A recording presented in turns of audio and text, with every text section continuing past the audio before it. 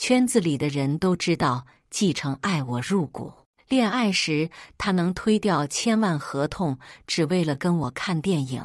求婚時，更是包下全城煙花，放了整夜，向所有人展示了他對我洶湧的愛意。可是，在元旦新婚日，他卻在眾目睽睽之下消失了1個小時。晚上，他抱着我，又哭又笑。婉清，以後我一定會把我最好的都給你。他還不知道，在他消失的1個小時裡，他的小情人已經把他的出軌證據發給了我。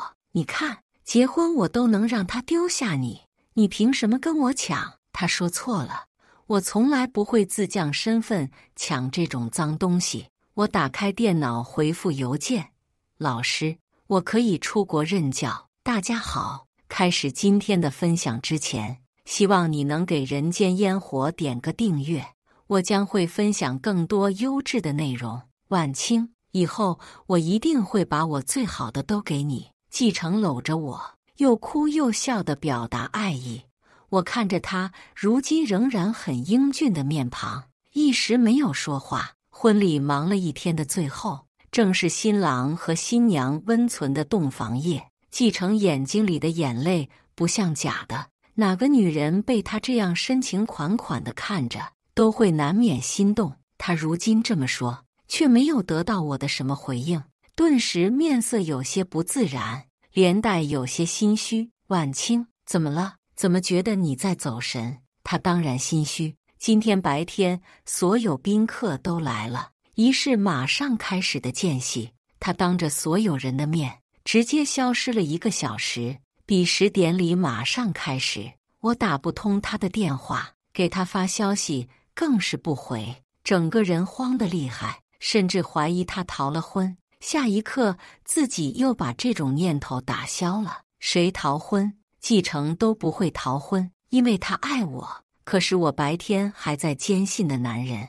只不過短短幾個小時就面目全非了。他離開了婚禮現場，去找了他的情人，他叫林然，很好聽的名字，是他本人告訴我的。我心中恍惚，不知道為什麼繼承會變成現在這樣。他曾經對我那麼好，信誓旦旦說會愛我一輩子。我們大學相識，一起走過漫長的戀愛長跑。他陪我一起考研，我陪他一起創業。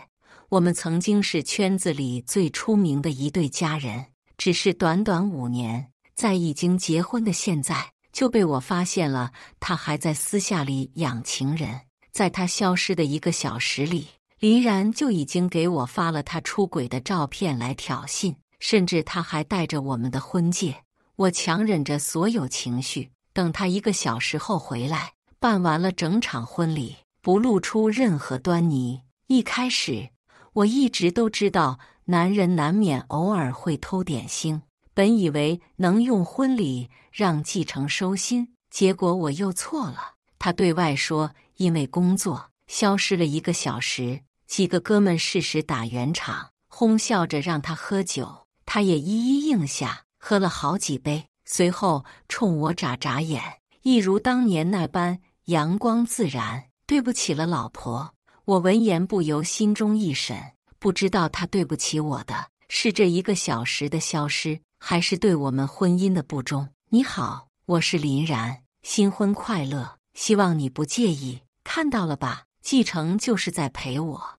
我點開他發來的一張張照片，渾身發冷。放棄吧，顧婉清，即使是你們新婚，我也能搶走繼承的愛。腦海裡回想着林然語氣裡的得意和挑釁。事到如今，我再也不期待繼承能否回心轉意了。面對繼承疑惑的目光，我開口道：沒事，就是今天太累了，先睡覺吧。繼承似乎有點失望，還是應聲尊重我的想法。我拿出手機，漫無目的翻看着郵件。小青，新婚快樂。1個國外的郵件適時撞入眼簾，想起這是我研究生時期的導師，後來出國任教之後，也總想讓我去幫忙，因為我也算是他的得意門生，但我總是拒絕。後來他就提的少了，但還是尊重我的選擇。我當即給他回了一條郵件：張教授，最近還好嗎？感謝您的祝福。請問目前國外任教的資格還有嗎？我綜合考慮，還是很想去的。如今才給您答復，實在抱歉。本以為他會第二天回復，誰知他不出幾分鐘就主動聯繫了我，語氣有些震驚。畢竟據他所知，我今天才剛結婚，哪有馬上就要走的？他很想讓我來，還是希望我考慮一下。小青啊，你真的考慮好了嗎？電話那頭，導師跨越整個大洋的聲音仍舊清晰。我看着衛生間裡洗澡的繼承，語氣堅定：考慮好了，張教授，麻煩你了。這有什麼麻煩的？你是我最喜歡的學生，既然你決定了，那就3天後登機，稍後機票信息我發給你。謝謝教授。我剛掛了電話，繼承就出來了。他沒有察覺到我的情緒，主動笑着提議：老婆，咱們3天後去旅遊吧。我把公司的事放一放，咱們度蜜月去，地方你選。我沒有說話，他就當默認。說定了呀，我知道，但不會去了。繼承在第2天就又投入工作中。我們這一代人結婚就是這樣，更多時候似乎都是給父母和親朋好友看，自己本身其實很忙，就連結婚都是忙裡偷閒。3天後的旅遊，我也在哦。早上的時候，我也又收到了林然發來的消息，甚至這段話之後，他還配上一個笑臉和愛心，大概是見我沒刪他，就放開了挑釁。我沒有回復，跟我沒關係。這個蜜月，他們愛怎麼度怎麼度。老婆，怎麼沒有給我送飯？中午的時候，我正思緒紛飛，繼承給我發了消息，配上一個可憐的表情。我才想起來，他玻璃胃，吃不慣外面的。這些年從來都是要我送。知道了。回復之後，我就開始做飯，還沒到完全撕破臉的時候，該演我還是會演一會。做飯時，我鬼使神差的多放了鹽。老婆，你來了。繼承看到我十分開心，湊近親了親我面龐。我本來想躲，想了想，還是硬生生挨了這2下。強人惡心，他完全沒發現，一邊說着自己餓，一邊打開飯盒，用筷子夾一口之後，卻變了臉色。怎麼了？我恰到好處，帶點關心，對上他的眼睛。誰知繼承只是清了清嗓子，就面色坦然地咽下了，甚至不住地誇讚道：老婆做的飯太香了。一時愣住了，看着他的面龐，聽着這樣的話，我一時有些恍惚。明明裡面的鹽是加倍的鹹，他卻能強忍吃下，甚至還吃了好幾口，不停地誇好吃，誇我手藝好。我有些分不清他到底愛不愛，但他低頭吃飯時，衣領下的草莓印又在提醒我他變心。沒過一會，繼承很快就不適起來，跟我說笑到一半就捂着嘴跑去了衛生間。我聽着他在衛生間嘔吐，適時地關心了一句：怎麼了，老公？沒事吧？繼承乾嘔的難受至極，還在盡力回復我：沒事，老婆，我就是有點吃多了。隨着衛生間的沖水聲和嘔吐聲，我走到他辦公桌前，注意到他的手機鎖屏上有消息提示聲，密碼打開，上面是明晃晃跟我一起置頂的林然。聊天記錄裡，甚至他們10分鐘之前還聊過天。林然，我勸你安分守己，別再一而再再而三地挑戰我的底線，老老實實當個金絲雀，不要鬧到我老婆面前，錢就不會少你的，知道嗎？好的，季總。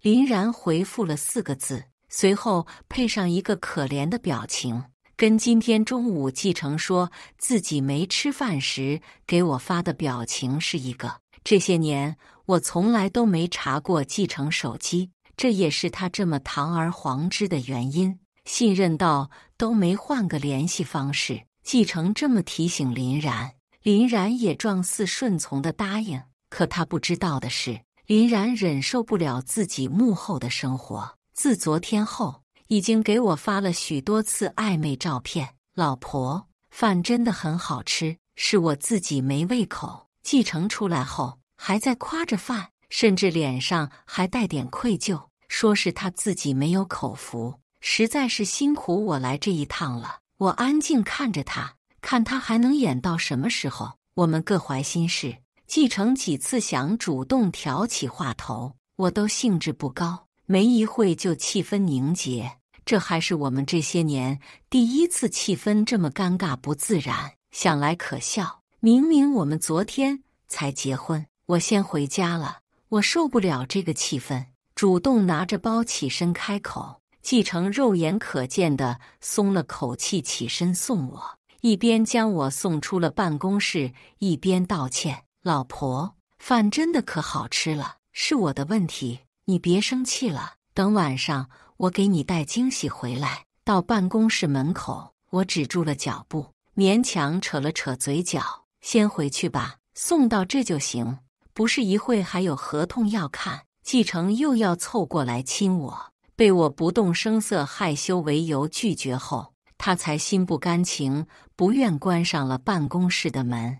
我卻沒有着急離去。繼承辦公室的門是實木的，看不見還站在門外的我，他大概是真的放心了。下一刻就撥打了林然的電話：“喂，幹什麼呢？想我？馬上過來。”他就這麼等不及。我嘲諷地笑了笑，直接走出，準備下樓。這才注意到一路上見到的一些跟我打招呼的前台和員工，看向我的目光都帶着一些同情。我知道是什麼意思，他們都知道，但把我蒙在鼓裡，只因為繼承是他們的老闆。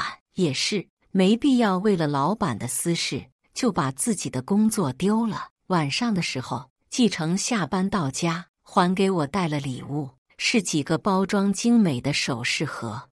我隨手就把它放在一邊，只因為這個禮物和我認識。40分鐘前，林然之前就給我發過了，他炫耀繼承給他買的一車禮品，從零食生活用品到奢侈品一應俱全。我的這個禮物只不過是林然買完之後不想要的幾件。繼承見我沒說話，似乎也有些心虛，過來就要和我親熱。好想你啊，老婆。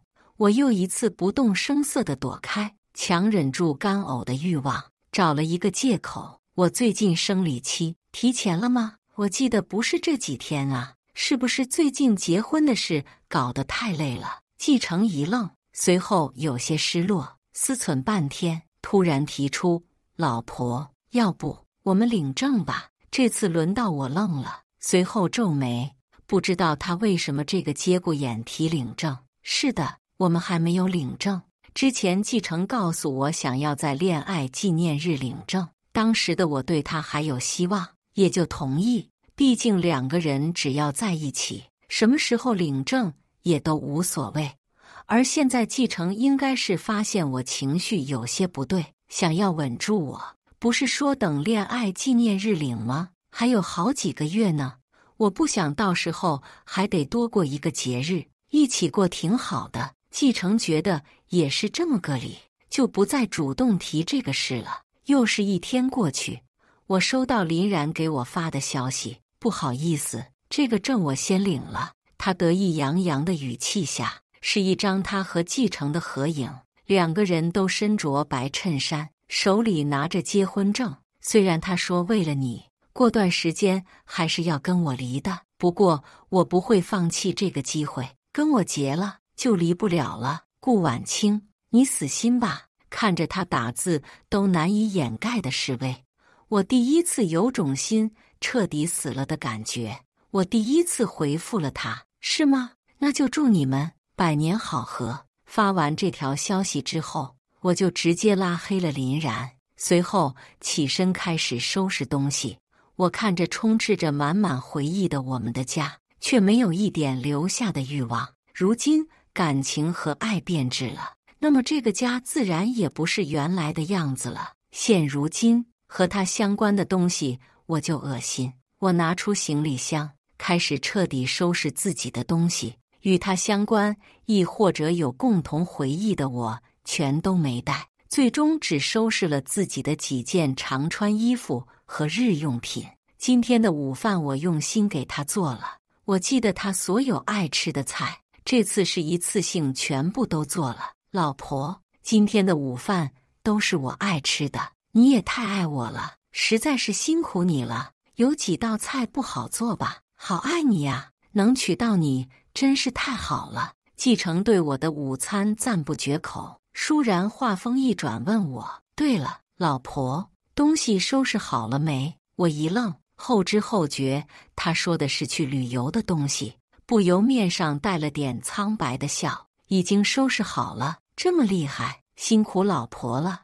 你下午先在家等我吧，我晚上下班回來接你，咱們再一起去機場。我應聲起身離開。回去之後又收到導師的消息，小青，你確定考慮好了？哎，老師歲數大了，你可別嫌老師囉嗦。咱們這個任職簽的合同，一旦簽了，就不能說走就走了。你家裡有商量好嗎？不是剛結婚嗎？商量好了，老師都是同意我離開的。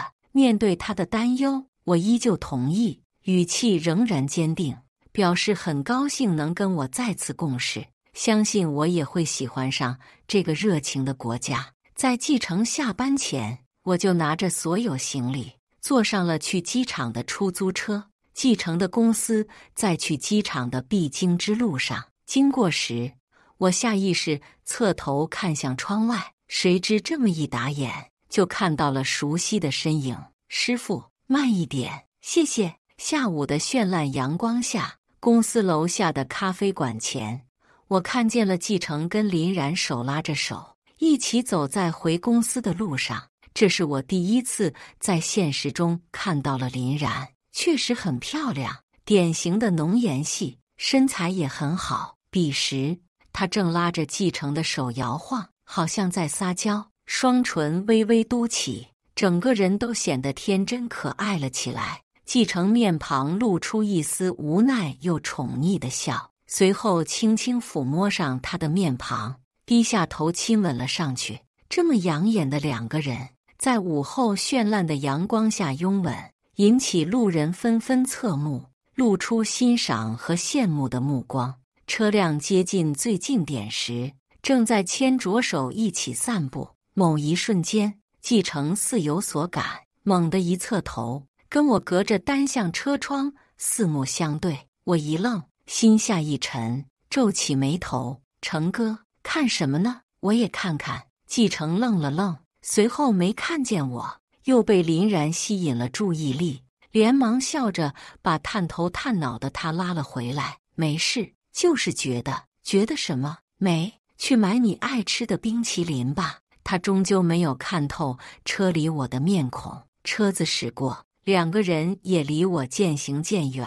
司機注意到我的目光，跟我打趣：“姑娘，咋了？看上剛才那個小伙了？叔跟你說呀，別看那個小伙人長得帥還有錢似的，其實這種面相，叔看就像是個花心的，跟着他也不一定幸福，他還得騙你呢。過日子不能找這種啊，雖然帥，但是你也不知道外面養幾個呀。你信叔？叔真看過面相。”司機師傅一語成讖。我苦澀着笑了笑，而後贊同他的說法：“是，叔，過日子不能找這種的。”剛到機場，我就收到繼承的電話，他似乎剛到公司停車場，語氣興奮異常：“報告青青大小姐，我馬上就到家了，馬上開始新婚蜜月，高不高興，期不期待？馬上就帶你去放鬆一下心情。”我聽着他的聲音，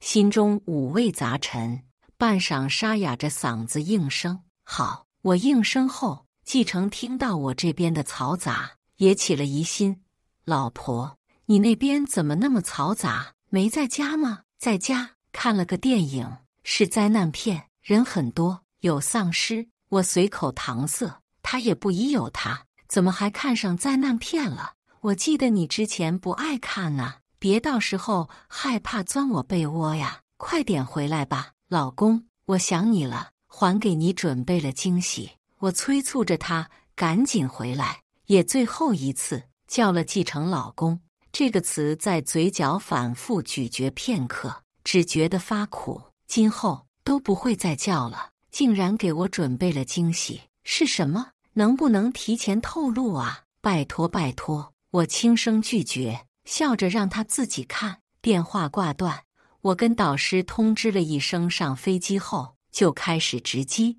手機阻斷所有信號，飛機緩慢開始起飛。窗外景色飛速倒退時，我緩緩笑了，只是笑意也沒達眼底。繼承，希望你對我給你準備的禮物很滿意。繼承是帶着笑打開門的，不僅僅是因為馬上要去跟自己的新婚妻子度蜜月，更因為顧婉清說了，給他準備了驚喜。顧婉清這個人，其實平常算是非常貼心又溫柔的伴侶了，只是在驚喜的準備上，總是有點木訥。這次竟然主動開口說是驚喜，讓繼承一路上都是雀躍的。他心情是真的很好，覺得自己把2個女人都安排到位，只要小心就不會出事，甚至已經開始期待這次異國小島之路了。繼承剛進門，見客廳和整間屋子都是黑的，禁不住揚聲開口：“老婆，在哪呢？怎麼不開燈啊？”無人應答，屋裡安靜一片，呼喊無人回應。他一瞬間只以為這是顧婉清給他準備的驚喜的一個環節，於是又笑開了。怎麼，捉迷藏是嗎？找到你，我有什麼獎勵了，老婆？他換完這，還有些好笑，直到他看到了桌子上的檔案袋，還有一枚婚戒，才發覺事情好像不對勁。繼承是此刻才發現的，屋裡竟然沒有一點顧婉清的氣息了。他就好像突然從這間屋子消失了一樣，了無蹤跡，甚至屋裡還少了不少他的東西。此刻，繼承面色微微變了，拿起顧婉清的那枚婚戒，皺起眉仔細端詳，隨後放下，邊撥打顧婉清的電話，另一隻手開始拆檔案袋。電話那邊的忙音讓他的心沉入谷底，那種不好的預感愈演愈烈。甚至禁不住開始渾身顫抖起來，手中的檔案袋也沒拿穩，一個不慎就散落在地。檔案袋裡面的東西四散開來，密密麻麻，全都是聊天記錄截圖的打印。繼承恍惚蹲下身子，看清那些記錄的瞬間，渾身顫抖得更厲害了。那是他的情人林然和他的妻子顧婉清的聊天記錄。他慌不擇路，跪在地上，開始翻每一張紙。此刻，林然對顧婉清舉槍發出的那枚子彈，終於在短短幾天之後，正中了繼承的眉心。紙上的一樁樁一件件，最早的時間，甚至是他和顧婉清結婚的當天。他失蹤的那1個小時，半晌，繼承似乎才找回了自己的嗓音，沙啞至極。原來你早就知道了，自己的妻子竟然在跟自己結婚的當天就發現了自己有情人的事實，還知道自己那1個小時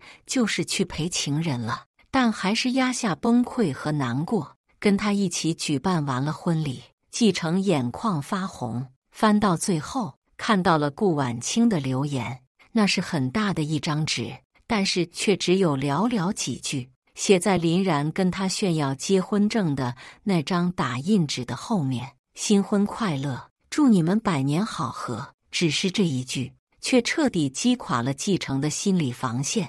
他難以想象顧婉清這幾天到底是怎麼度過的，又怎麼撐着笑臉給自己做了最後一頓飯。顧婉清，我不相信你走了。繼承甚至不相信自己看到的一切。我不相信。你不能不要我，你不能就這麼丟下我。婉清，顧婉清，你在哪？老婆，別鬧了，我錯了，這個驚喜不好玩，你出來吧。繼承大聲呼喚，卻只在別墅裡聽到自己的回聲，他顫抖着撿起地上的打印紙，眼淚頓時滾落了下來。原來很久之前，顧婉清就知道他出軌一事，但他一直在忍。收拾到最後那張結婚證的圖片時，季承再也忍不住，捏皺了那張紙，隨後放聲大哭起來，像個沒了糖的孩子似的，泣不成聲。我只是在哄他玩，我不是真心對林然的呀，婉清，你信我，相信我呀。想到這，季承手忙腳亂的又嘗試了短信、聊天軟件，同樣都被拉黑。他慌不擇路，又找到了他跟顧婉清共同朋友求助。朋友雖然不理解，但是也幫忙聯繫，同樣沒有聯繫上顧婉清。顧婉清就像人間蒸發了似的，再也不見了。季承知道顧婉清是真的不要自己了，他沉默半晌，隨後緩緩把自己抱了起來，低聲嗚咽。不知過了多久，電話響起，是林然。季承面無表情接通，等着對面先開口。林然恍若未覺，興致勃勃：“承哥，你什麼時候到機場啊？”漫長的沉寂過後，甚至林然都以為他沒聽見，想再問一次的時候，季承才很平靜地應聲：“林然，旅遊取消，現在來我家。去你家？顧婉清沒在嗎？”沒想到承哥你想玩的還挺野。彼時林然還沒有意識到情況的嚴重性，以為季承是想在家裡玩一些刺激的，甚至不去旅遊都沒關係了，因為季承從來都不讓他去他家。季承這個人其實算是個好情人，他體貼周到，錢方面也從來不吝嗇，身材也很好，唯一的一點就是界限劃分得太清，沒有人能撼動他心裡妻子的地位。林然想到這，不由又覺得自己很顧婉清提前聯繫，讓他知難而退，真是明智之選。今天就能去他家裡了。他急忙應聲，就掛了電話回來。剛進別墅，還沒來得及看清室內裝潢，一個巴掌就猛地扇上了林然的臉，力度極重，伴隨一聲怒罵：“賤人，看看你做的好事！”林然一瞬間就被巨大的慣性帶到地上，驚愕捂着臉，抬頭看着季承，一時都忘了哭。什麼？林然愣怔出聲，嘴角都被打得溢出了鮮血，一堆紙張猛地打到他身上，幾張甚至輕微劃破了他引以為傲的臉。他下意識低頭，看到聊天記錄之後，猛地僵住。季承一把抓住他的頭髮，在他的驚叫聲裡壓低他的腦袋，質問出聲：“看看自己做的好事，林然，你怎麼敢的？怎麼敢把這件事捅到顧婉清面前的？我之前怎麼跟你說的？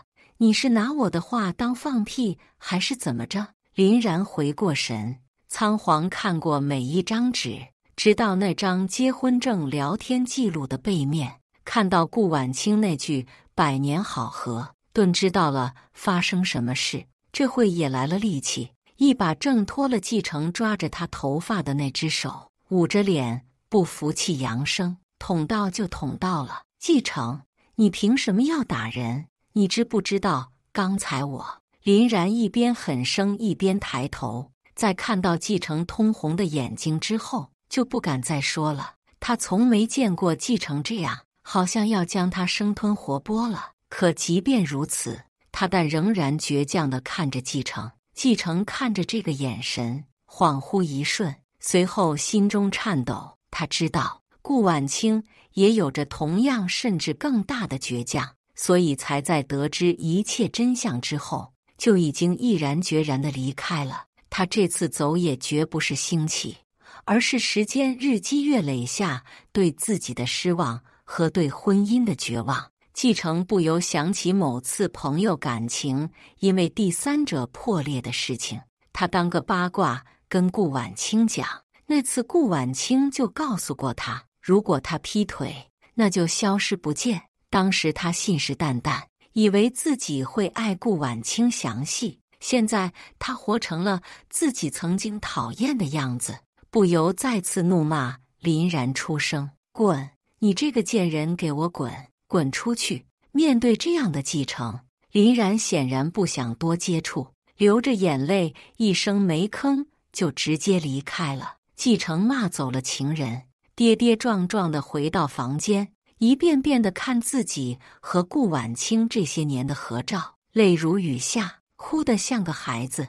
他竟然照片都沒有拿走，顯然是對自己已經厭惡至極。那天之後，行屍走肉般的繼承就開始了瘋狂處理工作，似乎想用忙碌來忘掉內心的痛苦，但心事積壓，又晝夜顛倒，最終暈倒在了辦公室裡。再睜眼，他發現自己在醫院，以為旁邊是他心心念念的顧婉清。成哥，你醒了。直到人影說話，顧婉清的臉才變成林然。繼承閉了閉眼，一瞬間只覺得病床旁邊的他無比厭煩，甚至都懶得說話。感覺怎麼樣？有沒有哪裡難受？林然看他醒了，連忙上前詢問。繼承恍若未聞，又把目光放在林然穿的衣服上。原來他剛才看錯，就是因為這件衣服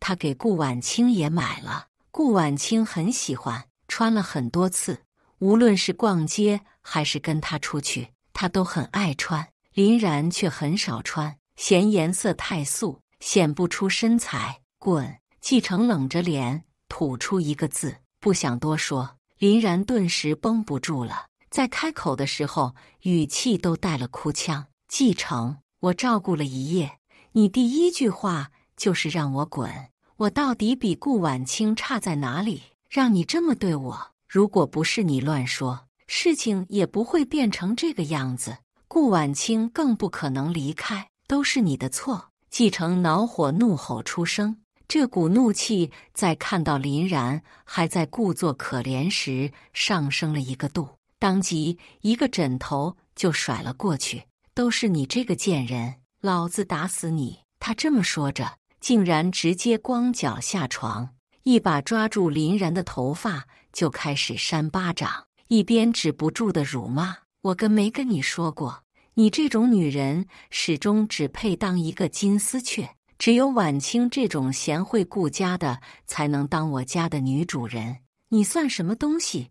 你以為她走了你就能上位了嗎？痴心妄想！成哥，別打了！成哥！林然驚叫出聲，最後又一次被打走了。走之前，他滿臉紅腫，回頭看繼承，整個人我見猶憐，眼睛裡都是哀怨。繼承恍若未聞，只讓他馬上滾。自那天之後，繼承也開始了找顧婉清的路。他制定了一個計劃表，重走一遍他和顧婉清之前走過的城市，甚至是每一個角落和店鋪。公司業務陷入停滯，繼承也撒手不管，整整3個月都在不眠不休地找。不僅是形象邋遢了許多，整個人都陷入一種偏執的瘋狂裡。直到繞了一圈，重回這個城市，也還是一無所獲。他才終於接受自己徹底失去顧婉清的事實，跪在地上，哭聲嘶啞難聽。我沒想到繼承還能找到我，後來才知道是國內留學生拍到了我的照片，被奉為最美助教，傳回了國內，一時間還上了熱搜。最後被繼承看到，他幾乎是用盡了最快的速度趕了過來。而我看到他的時候，我們學校正在給學生舉辦頒獎典禮，他就那樣流着淚走了上來。在所有人的驚呼聲裡，我在台上第一眼還沒認出這個身着西裝消瘦的男人。等他走近，我才意識到這是繼承，猛地一驚，他竟然瘦成了這樣，跟半年前我們結婚時的意氣風發判若兩人。學生們還以為是一段愛情故事，他是來跟我求婚的，紛紛用外語起哄，甚至還拿出手機拍視頻。一時間，所有的焦點都聚集在這裡。等繼承走到台上，到我面前的時候，他已經淚流滿面，張嘴剛要開口，我就一巴掌扇在了他的臉上。眾人嘩然，沒料到這個走向，繼承卻捂着臉邊哭邊笑，沙啞着嗓子開口：“婉清，只要找到了你，哪怕是挨打，都是幸福的。我終於找到你了。”但這一瞬間，我不覺得幸福，只覺得騷擾，甚至看着他癲狂的樣子，還有點毛骨悚然。愣着幹什麼？誰讓你們放無關人員上台的？一旁的導師也急忙讓旁邊的安保人員上前制服了繼承。繼承一開始還在掙扎，被1.9米的安保壓在地上之後，就開始大聲呼喊我的名字：“顧婉清，求求你，跟我回去吧。婉清，我知道錯了。你知道我找了你多久嗎？整整半年，我都在找你。我去了我們去過的每一個地方。婉清，你不能就這麼不要我。”對此，我面無表情，給予他的只有無盡的冷漠。我發誓，只要你回來，我這輩子都只愛你一個。求求你，跟我回去吧。我看着他發誓撕心裂肺的模樣，也只覺得他的誓言廉價。繼承，從我發現你出軌開始，你這樣廉價的愛，我就不需要了。繼承，你果然在這。隨着人群驚呼，台下又是一陣騷亂。我定睛一看，竟然是林然。她此刻面龐圓潤，挺着大肚子，就仗着孕婦沒人敢攔的身份上了台，看着繼承就直截了當開口：“終於找到你了，繼承，我懷孕了，是你的孩子。你知不知道我找了你多久？你卻在找那個什麼顧婉清。”這麼說着，他惡狠狠瞪了我一眼，我只覺得莫名其妙。而此刻，繼承又開始了翻臉不認人：“你說孩子是我的，就是我的。我告訴你，老子不認。誰知道你又跟哪個金主生的？我現在才找到婉清，你給我滾，別再來壞我的事。”即便繼承已經言語羞辱到極點，但已經即將成為人母的林然卻沒有再次離開，而是瞪大了眼睛，衝上去就要廝打他：“你這個王八蛋，孩子已經這麼大了，不是說不認就不認的。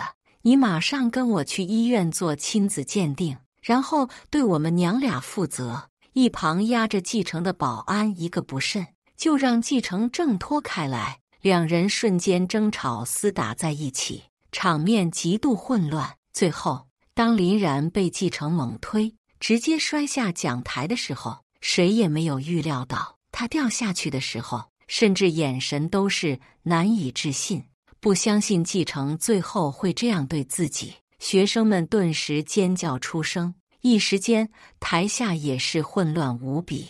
繼承當即被保安摁倒在地控制住了。救護車來的時候，林然已經氣息有進無出了。最終，林然搶救無效身亡，一屍兩命。繼承因故意殺人被遣送回國內接受法律的審判，且終生不能再來這個國家。而離開前，他癲狂地看着我，眼睛裡布滿血絲：“顧婉清，我記住你了，也記住這個學校了，我會再來找你的，你別想甩掉我。”我平靜看着他，一聲沒吭。繼承今後能不能出來暫且不提，就算他僥倖判刑不重，等他出來的時候，我在這的合同也早就結束了。我會在另一個地方重新生活。繼承，我們此生再也不要見面了。以上就是今天分享的故事。大家有什麼想說的、想吐槽的，歡迎在下方評論交流。也更希望能給人間煙火點個訂閱，我將會分享更多優質的故事內容。